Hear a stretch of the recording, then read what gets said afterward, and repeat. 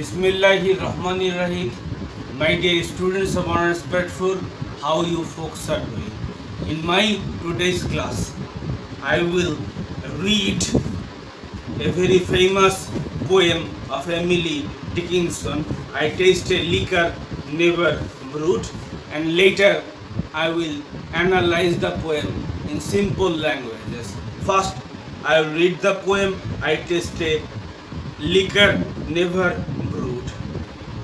I tasted liquor never brewed from tankards scooped in pearl.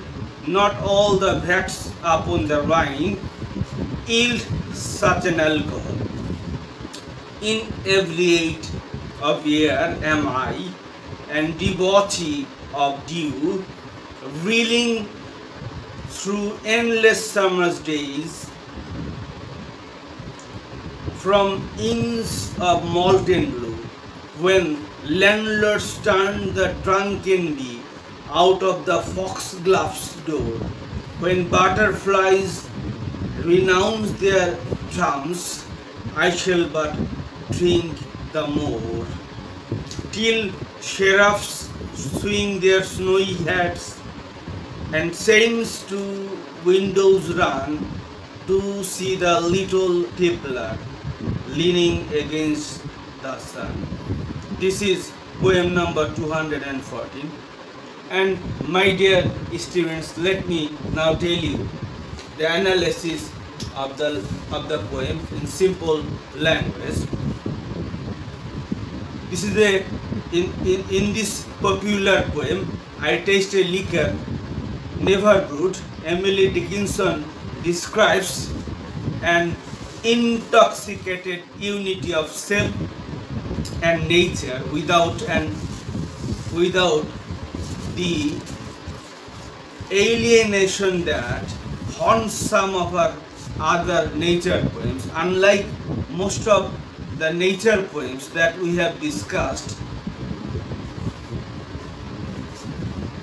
that is, unlike most of the nature poems of Emily Dickinson, this poem describes not a scene but a state of mind.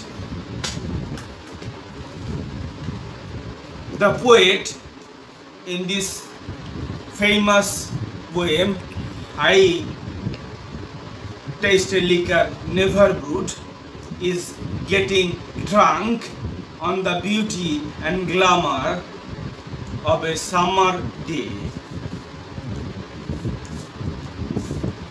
The poet has a fathomless love for nature's beauty. She becomes so deeply connected to the landscape that she outwilds the animals, getting more drunk than even the bees and butterflies, sipping on nectar.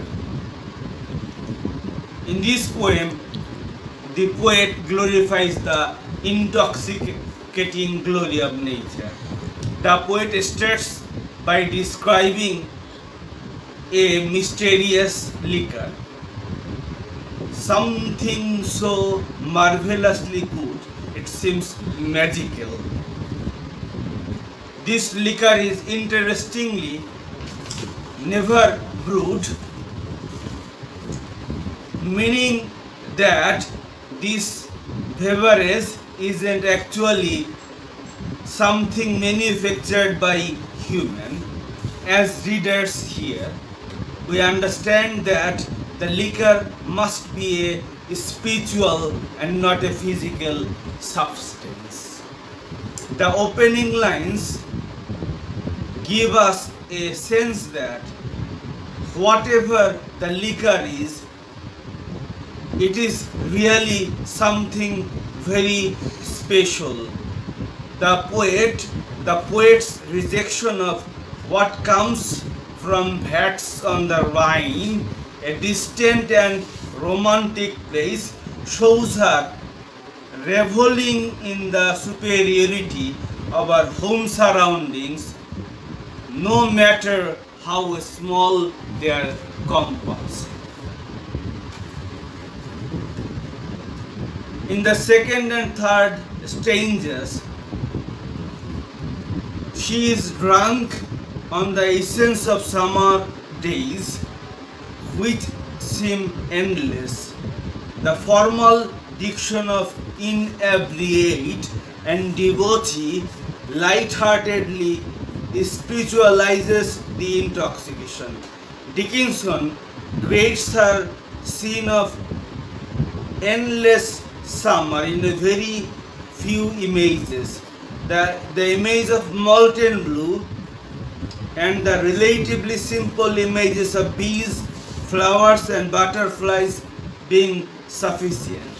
The word molten gives us simultaneously the sense of a fluid sky along with the feeling of dissolving into this sky, and it is also a symbol for the spiritual liquor being drunk.